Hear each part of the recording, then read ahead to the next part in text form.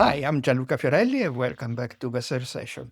Today we are going to have a very nice and interesting guest. I knew her only recently, but I always have heard wonderful things about her. She's Spanish, but she lived, and we will talk also about this, many years on the other side of the world in Australia, in Hong Kong. She is an SEO, but she's not a conventional like technical SEO or content SEO. She is always have been very open to all the channels and how to create synergy between SEO and other marketing channels. She's a consultant, expert in lead generation, ads, and obviously SEO. And her name is Laura Abreu. Laura, how are you Hello. doing? Thank you so much How are for you having doing? me. I'm doing really well. Thank you so much for having me. I know you. I admire you so much, and I'm so happy to be here today. Thank you. But remember, the guest is you, so you are the main character of this episode, not me.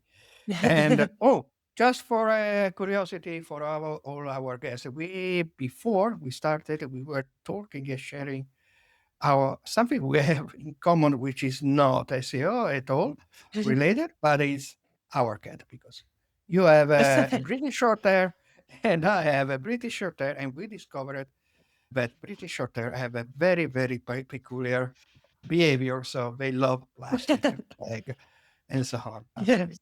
Starting with a classic question that I ask to all my guests: how SEO is treating you lately? Well, it's definitely keeping me very busy, but it's forcing me to be more creative and profit first solution. Okay, yeah, that's great. It's surely making. I think it's a good way to think about SEO and focusing on profit. And in fact, talking about profit is one thing that is popping up lately. It's already more than 1 year. And we, in relation to AI, etc., and people always asking themselves, oh, we are losing ways to measure the success of our activity and so on. And I think is implied in how you answer it to me, profit. Is it really profit and revenue? So all the metrics related to conversion, the North Star for understanding and seeing how successful are we with our SEO strategy, paid search strategy, which is more evident, and but also other type of channel strategy. What do you think about the problem of measuring success nowadays? Yeah, I think people, also clients, are getting blindsided with AI, with what they think is best for them. I think our goal is to educate them on which metrics they should be measuring, Mhm. depending on where they're getting the most revenue. I'm not sure if I'm answering your question. Yes, you are answering correctly, and Mhm. but yes, let's try to go deeper a little bit in the sense. Okay, we are going to create this content. We are going to create these collateral contents in Mhm. using, and then we are going to dig it a little bit better later on using multi-channel for amplification of a brand. But let's say that we are creating all this strategy, which is creating content, repurposing them, etc. And then there is also the AI visibility, which is somehow not so easy to measure the impact of the AI visibility. So, how are you educating your clients in measuring the impact of AI inside maybe the framework of metrics that you already established? Good question. And to be honest, I'm still discovering the best way to do it. I wish I had the perfect answer. What I'm trying to see is David favor after this AI brand visibility within the website, which trying to measure which type of traffic is coming from these AI tools as well, from LLMs, but it's so little these days that, to be honest, I don't really pay that much attention. It's something to consider. I think we have to go into that direction, but I don't go crazy about it. Maybe I'm not doing it the way other professionals would do it, but for me, it's just something else within the Google ecosystem, the channel, because I'm seeing very good results from TikTok these days for my clients more than AI visibility. So I'm focusing on that. That's where I see the most revenue. Again, probably this is a bit controversial for other SEOs, but I think we're still far away from really seeing the real impact from this AI visibility to the business. But it's something that we should be there is slowly cooking that path while focusing on the real revenue channels at the moment.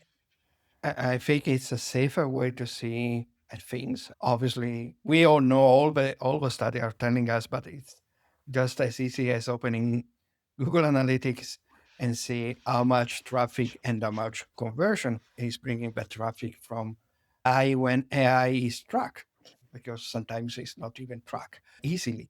I tend to use visibility in AI as a way to trigger other types of searches, like branded searches or searches in another channel, or as a place where to be visible and be recommended in order to not be lost during a multi-step search journey.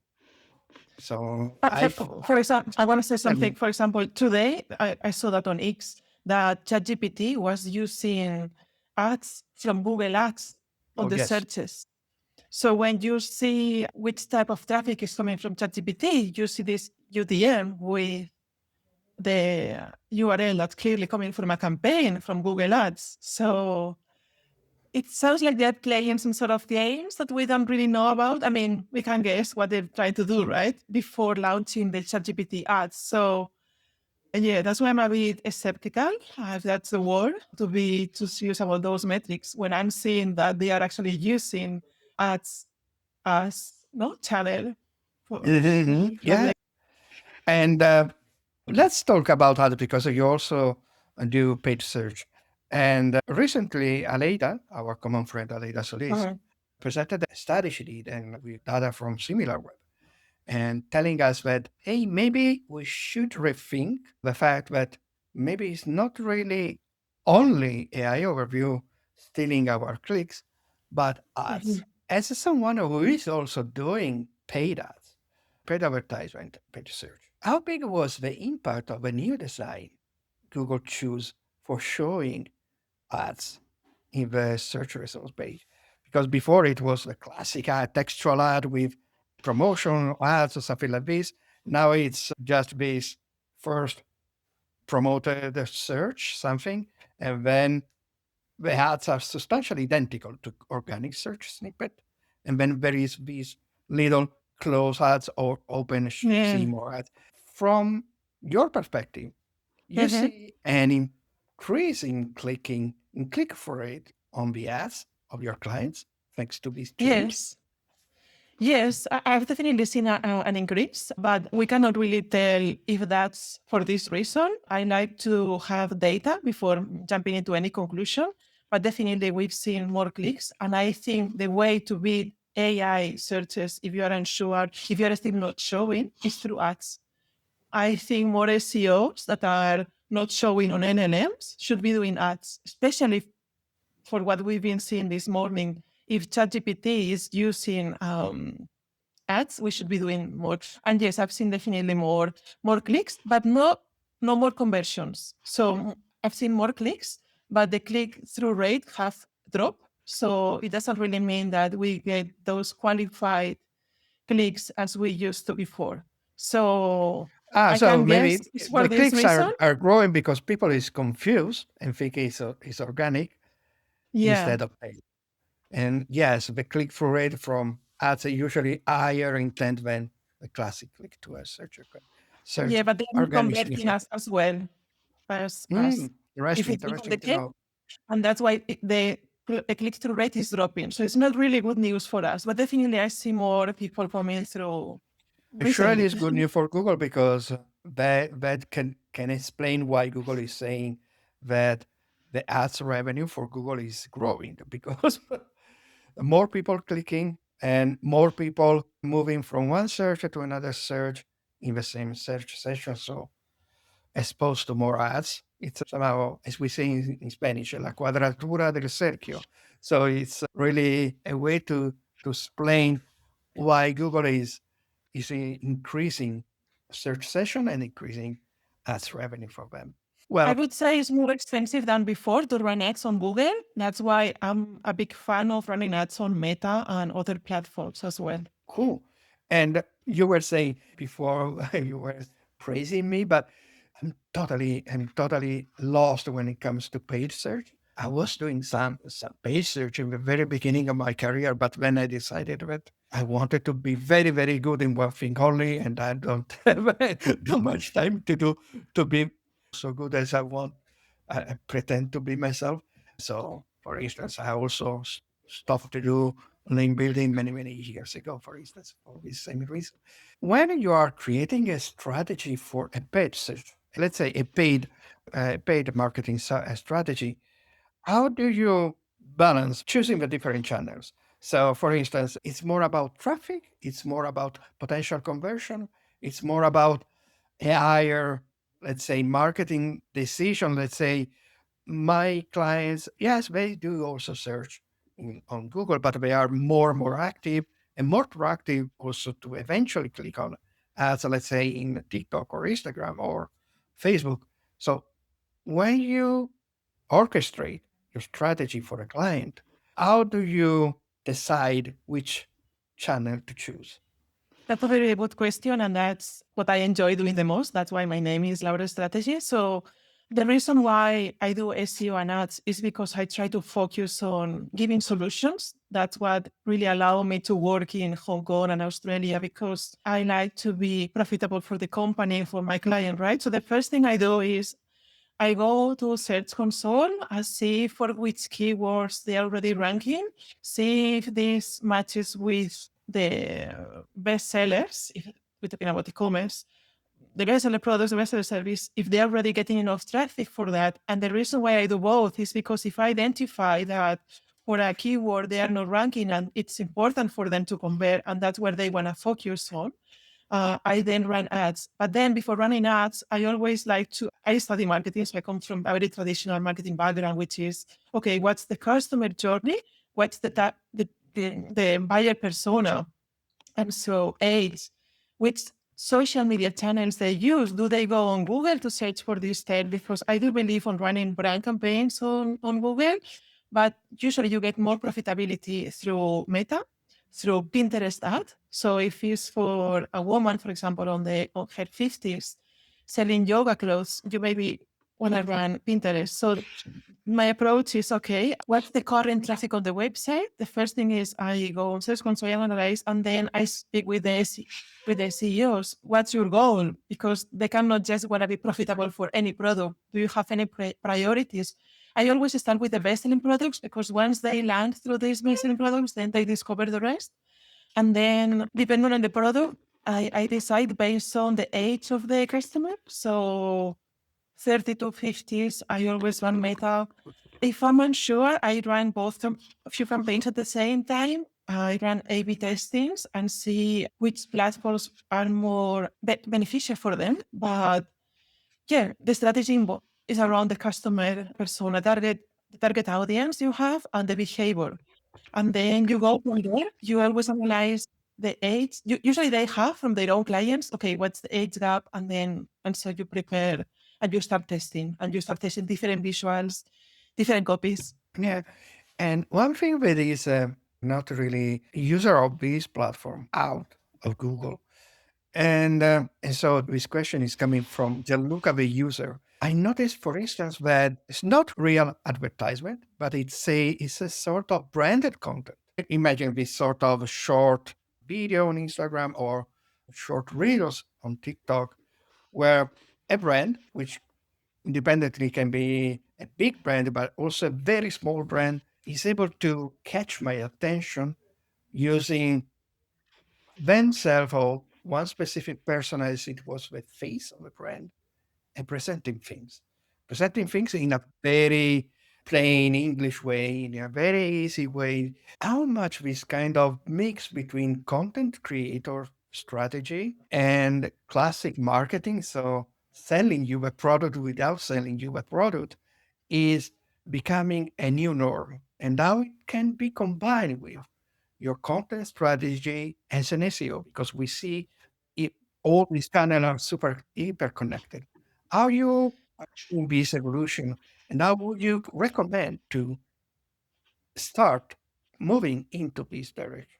Yes. So, sorry, your main question is about content creation being these raw videos, right? Of them recording without any superficial. Yeah, it's not something like a formal unboxing, Yeah. not a formal unboxing, but a very practical example is in December, I was preparing a travel to Rome. Obviously, I started to see and being bombarded after by all these tour guides that are substantially walking in the street of Rome and telling you, oh, this is something that you should see because blah, blah, blah, blah, blah. And then substantially selling themselves without selling Yes. themselves. So I think that this is something that then I started to see also my big passion is painting minis as painting mini soldier. So I started to see also brands in this case were not just a tour guide, but were brands in the space of mini painting, presenting very quick. We call it a receipt. How to paint, for instance, a face in a miniature. So using a receipt of colors and different techniques, but very, very quick and fast, but able to satisfy you and making you wanted to see other videos of this brand and then going to this brand that is selling this kind of paintings. And I think that this is the what we can call it the content creator advertisement or Yes. branded content. So how do you see this evolving? Actually, that's a really good question again, because it's funny enough that in the age of AI, right, all these AI influencers, the thing that's performing the best is real, raw, like, hey, I'm doing this tour and you should join me. This is what people are craving for. So, in terms of ads, I usually tell my client, just record yourself. This content performs really, really well because of, I think, the world we're living with AI, and people want genuine content. People don't want to have to guess if that's an AI influencer. So, yeah, people want human connection is something that I am definitely saying. And I try to, on my creatives, I try to tell the designers, don't overdo the app, because the simpler, the better. I always say one app, one message, one benefit. If I tell you too many, you get lost. We have this attention span. So yeah, raw content, very real. Yeah, just like you and me. I think we are both like, hey, this is who I am. And that's why people like you the same with the businesses. Okay, yes, perfect. I totally answered my question. And what kind of learning SEO can take as takeaways from this kind of content creation? That's again a very good point. Is I think of so I could say so many things about this, but You are that's why free. I We like have time. You can say everything you want. that's why I like to be in both worlds. I agree with what you're saying. I believe Mhm. being specialized on something. That's why I do lead generation and SEO, not all type of hats. But I think with SEO, right, we use so much ChatGPT on our content. We try to use the human touch, but we tend to be too technical. That's something I want to say. I love my SEO community. It's way more fun than the ads community, and I like to be events, but I feel they are too focused on robots more than on humans. And I think they are forgetting that humans more than ever want raw content. Like they were saying on X the other day, when you do misspellings, I can see, yeah, that you are a human. If you are a speaker, try to explain things. I mean, I know you know all these great brains, but try to explain things on a easier way. And when you are preparing the website, make sure the usability is really easy to navigate, even if it's not the best for SEO purposes for Google, but it's better for the client. I would say another learning is for SEO news. More than ever, people are going to start following those content creators. on news rather than the news website. So let's think about that. Maybe if we do SEO for news, we don't just want to think on the website and the rankings and the technical sites, just be a bit more open, more creative, and think, oh, this TikToker shares all this news that is related and it's aligned with my client. That's this new media. Why don't we try to maybe within the same website add a section that has live videos on YouTube with his content? I would say this is what I see that the SEO community would benefit more creative. Let's forget about these vanity metrics. No, I feel some people lack a bit of, not your case, of course, be more humble, more like, hey, let's do SEO on TikTok. Let's do, yeah, I know you are the best on websites, but more than ever, your audience is fragmented. So, yeah.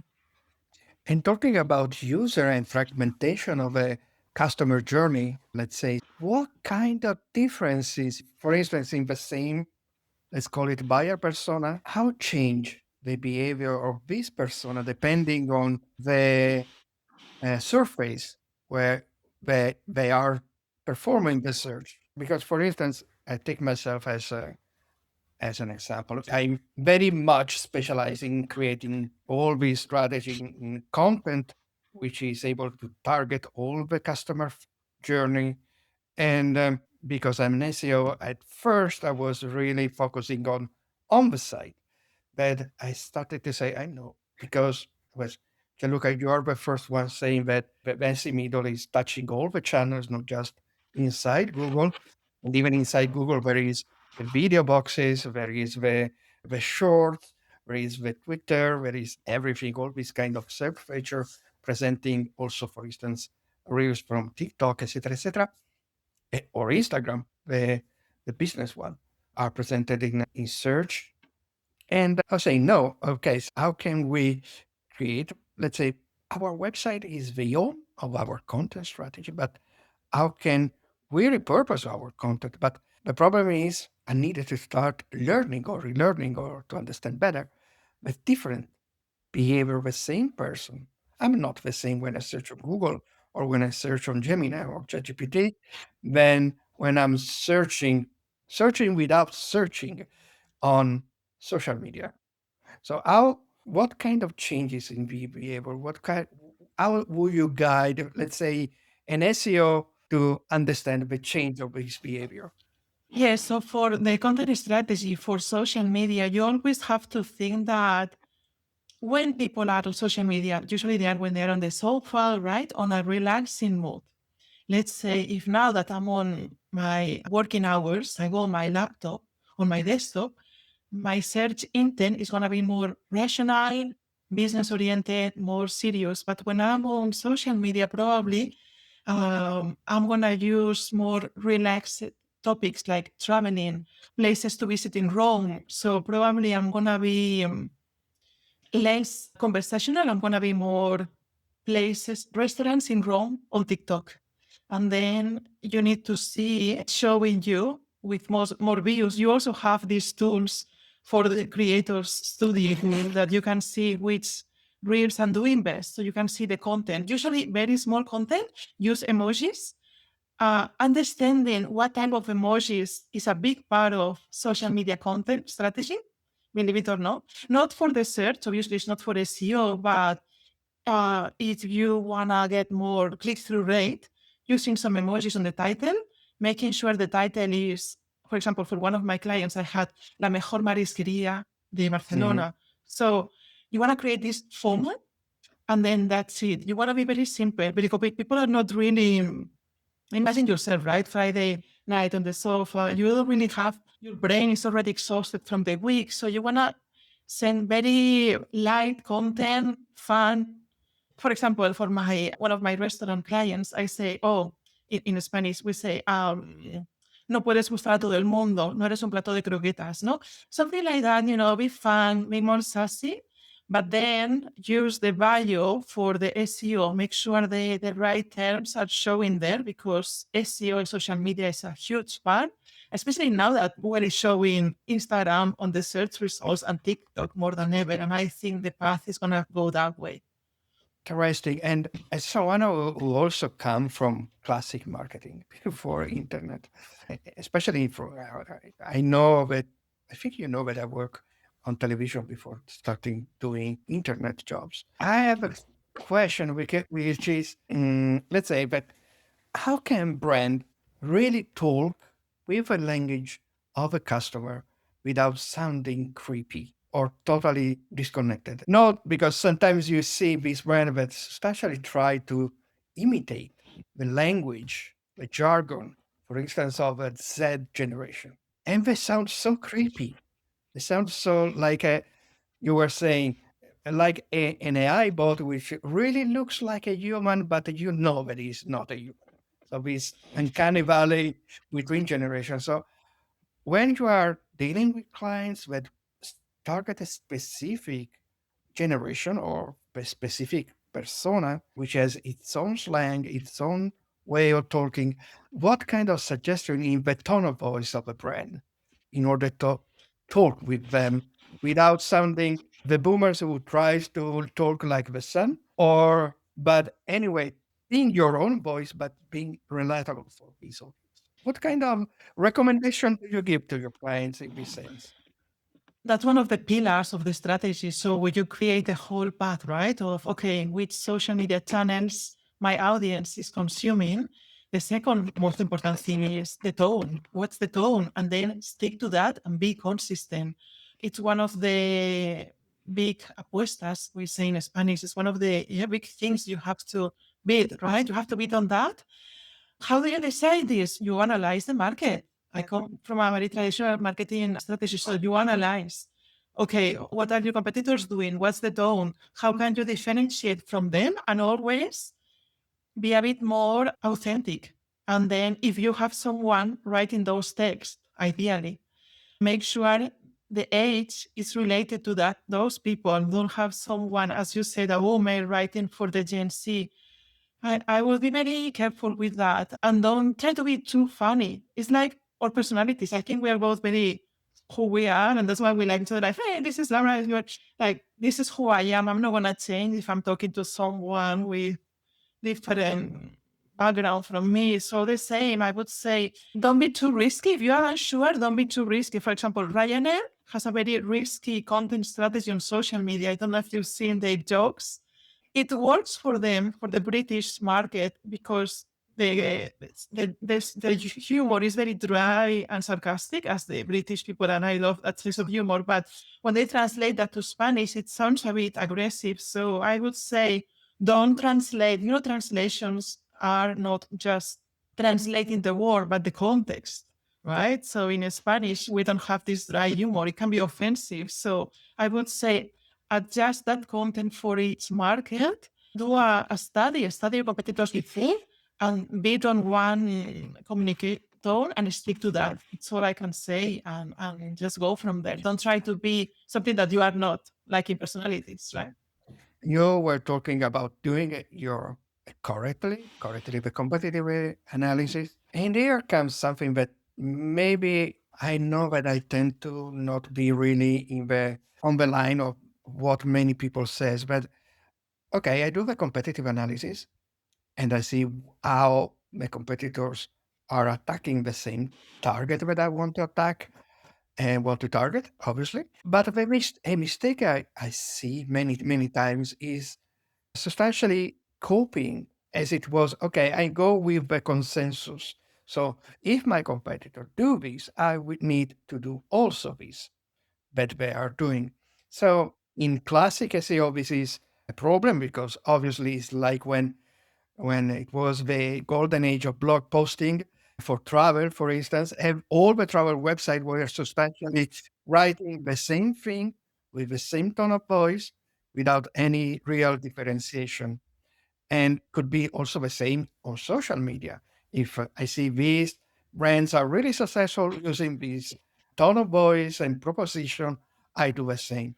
But then what makes you win in search is what we call the information gain. What we are saying that the other are not saying, maybe about the same thing. Isn't the same also from social media? How to make your voice distinct, even if you are not really going full anarchic and transgressive? What kind of recommendation you give to your clients and brands that you work with in order to maintain your distinct voice, so to be heard and not merge with all the other voices? How you find with the help of a client this distinct voice they should use? When I try to go that deep, I like to meet with the founder of the company because usually when they launch the product, the service, I like to ask them, why did you start this? Because they are the main person to tell you, oh, because I saw a gap on this and that maybe you with your SEO and with your ads tool are not able to see that. So once you see that the vision, if the vision is good enough, you can get ideas from that and say, oh, because you thought that was the practical way of, I don't know, say this example, no, these bags, so you go hiking because you went hiking once, right? And they didn't have enough pockets. I'm just making this up, right? So because he likes hiking, and then so I get this idea and I see, oh, is someone using this angle of communication within the competitors? Same with, because I like niche sites. I build niche websites. I monetize using my SEO knowledge for that. So when I'm building niche sites, I do the same, right? I have a vision and then I see what they are doing, and then I like to see the trends, not just on Google Trends, but on other tools that tell me the trends. You can TikTok, you can see the graphics, you can see which hashtags are more used. So there are many ways, right, to identify the trends, or also by reading the news. You don't always need to use tools. You can just read the news, see now what's trending. So see in that direction what they're doing, and then, yeah, just try to differentiate yourself with one thing, not try to cover too many aspects. Let's say if you are a funny brand or you want to use the practical mode, you are only practical and you are consistent. I would say consistency and minimizing the topics, but not only focus on the tools, also on the news. Seeing these blogs, I like to follow Gen Z on TikTok. I follow influencers because I get so many ideas from them. The way they are searching is changing. So I'm not sure if I'm answering you, but that's how I do it. I read the news a lot. I read international news. I pay for the Economist time. So it gives me a micro economic view of what's coming, what's the situation with China, with this, and then I follow a lot of Gen Z influencers that probably I won't buy anything from them, but I see the way they are traveling these days, the way they see, and I adjust the message according to that. But again, if I would give a tip is be specific, be consistent, and just choose one direction and don't change that. And don't be too risky. Don't overuse LLMs. I think it's a big mistake for SEO and for ads that is not performing when people use AI for the content. So some people are launching these campaigns with Claude, fully made by Claude. Wow, I'm so scared. My main job is to be optimizing those campaigns to make sure I'm getting the highest return on ad spend. Yes. I agree, and I think that it was one of the biggest concern when Google went for AdWords. Google went fully AI with Performance Max, etc., etc., Oof, etc. Performance Max. They did so wrong. So many clients were obsessed with Performance Max and they waste so much money. And wow, So let's not open that can of worms. I want to touch another topic with you. It's the topic of web reputation. We know that online reputation management always has been a very, very important topic for SEO, but also for social media and substantially these two big channels. And now with AI, is becoming even more complicated because all the models substantially they train on all the history of internet. So if, for instance, few things that you were able with Google to, let's say, using the classic, the law for, what is the name? Overload, the right to be forgotten, something like this. I don't remember the exact name of this overload. So certain types of, let's say, not really positive search results, you could ask Google to not show them. And in social media is more difficult because usually it's more about how to interact and respond to brand reputation crisis. But with AI, it's complicated because they can resurface maybe a very a negative review you had in 2010, something like 16 years ago. But because we are synthesizing the text from that review, it seems that it was something happened 2 years ago.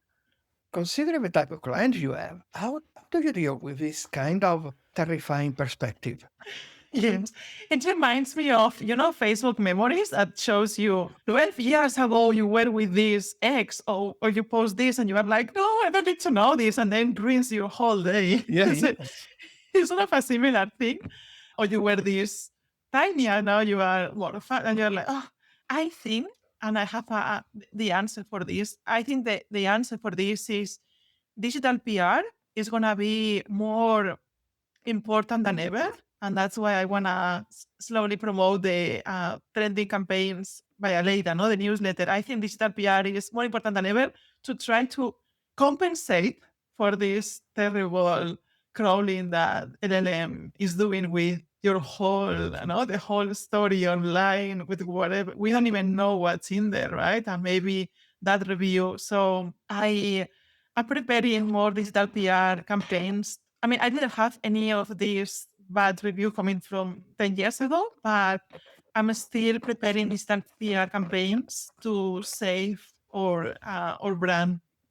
And when we were discussing before or when organizing the episode of today, and you were saying something like, what is the, let's say, the very, it's not coming the word to my mind, the very not so clear difference between creating content which is able to increase your reputation online, but not falling in self-promotional code. How you can manage the balance between the two things? Because obviously you cannot talk about assessing the quality of your brand without even slightly sounding self-promotional. So how can you balance this kind of conflicting things? Yeah, actually, I've been doing this for many years. I always try to find excuses to let third parties talk about you, not just digital PR, but collaboration, something people want to see your brand doing something else apart from promoting your, your content, right? So from NGO, charities, anything that's going to help them to, I mean, it's really beneficial that the content outside of your website is not promotional. Of course, there's a part where they're going to be writing what you do, right? But if you can think outside of the box, maybe do this free event that's going to cost you some money, but use your space so they write about you. I would, yeah, just try to find any connections. Let's say, for example, I had a client, right? So they were selling softwares for education, right? And then so told them, oh, why don't we use this room that you have to create these events for moms with kids that they have dyslexia? They use these softwares. We are not selling them the softwares, but they come to this free space because we have a psychologist talking about something related to dyslexia. So you have to build an ecosystem around the brand that's obviously connected somehow without sounding too salesy, which is an art. Obviously, it's really hard, but that's an example that really worked for us, for this client. We were not selling softwares directly, but because people had a good experience with the brand in a space that we had, that we were already paying for that, well, why don't we use this? So yeah, sometimes it's something really easy, or even going to events that are not SEO related, but are related to your client. Let's say your client is a hotel, you go to these hospitality events, and then you always find, I mean, I think you and I were really people's person, talking to someone, why don't we do this with your, let's say you do these cups, recycle cups. why don't I use user gaps on this event, and then we tell the media or we tell someone that we are going eco-friendly. I think eco-friendly charities values around the brand is something that we can all do. Substantially using for your online reputation management, substantially going full, even if it may sound cliche, but going full EEAT.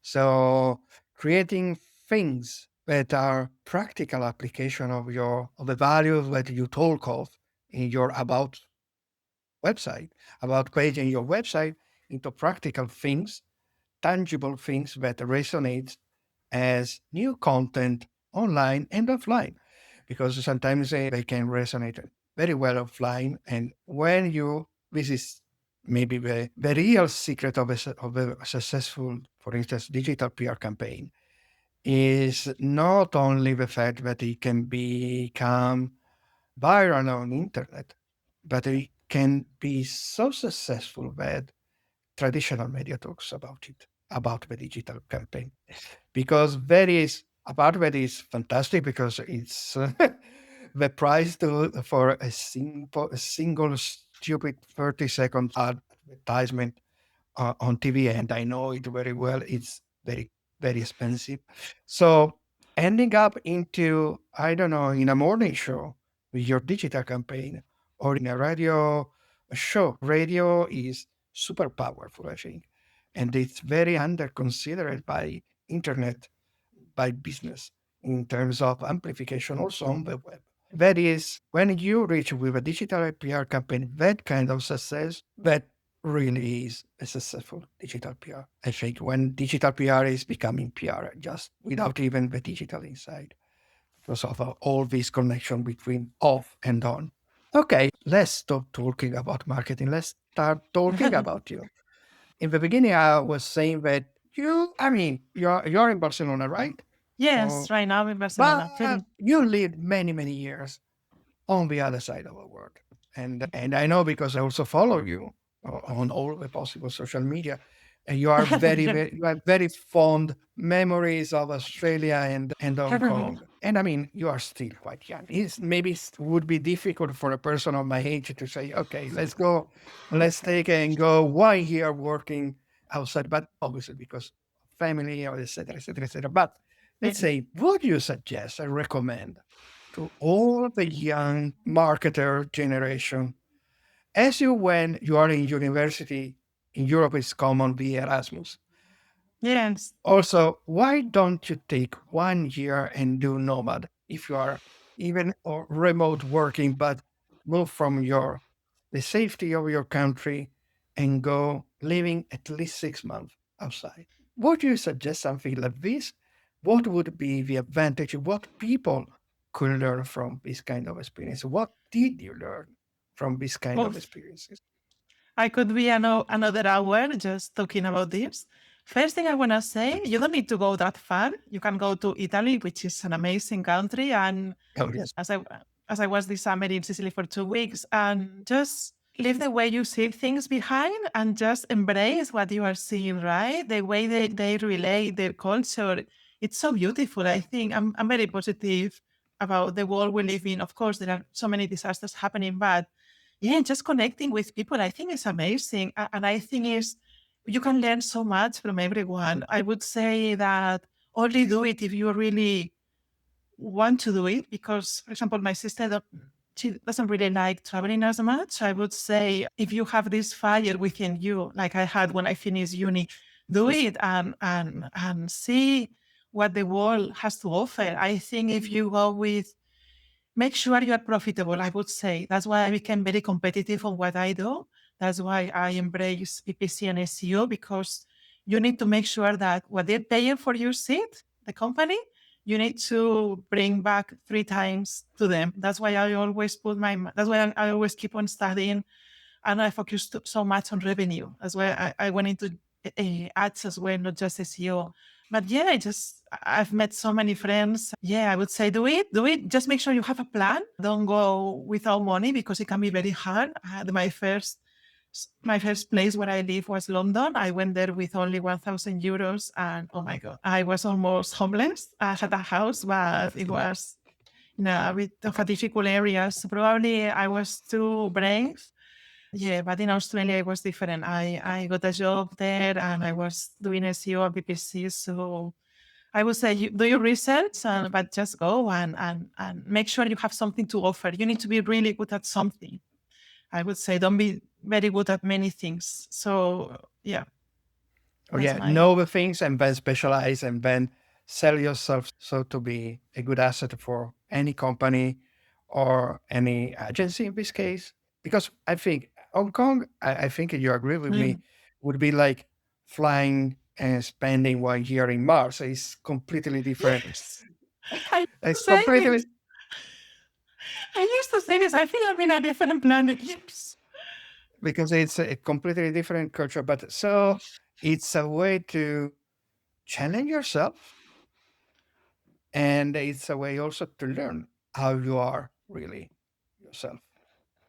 Hong And Kong. it's positive in obviously on a personal life terms, but also it's very important for you to having a stronger self consciousness is is better for you for growing as a marketer, as a professional, and so on and so on. I think this is Yes. maybe what we can learn from going outside and Yes. challenging ourselves. Hong Kong was definitely the place that shaped me the most. And just because they were so different, I used to. There's something I want to say is that sometimes what you think is common sense is not that common somewhere else. So that really blew my mind. Okay. Thank you, Laura. It was a really wonderful hour with Thank you. you. Really great conversation. I think I surely learned a lot of things because I've touched with you topics that are not really the ones I touch every day. Also, Mhm. because of work, more as a user, more as someone that is interested about these things. And thank you. Thank you again. Thank you so much for having me. My pleasure. And thank you to all of you. Okay, with Laura as a testimonial, let me do the YouTuber creator influencer. Remember to subscribe to the channel and ring on the bell to be notified for the new episode. As wonderful as this one with Laura. Take care and bye bye.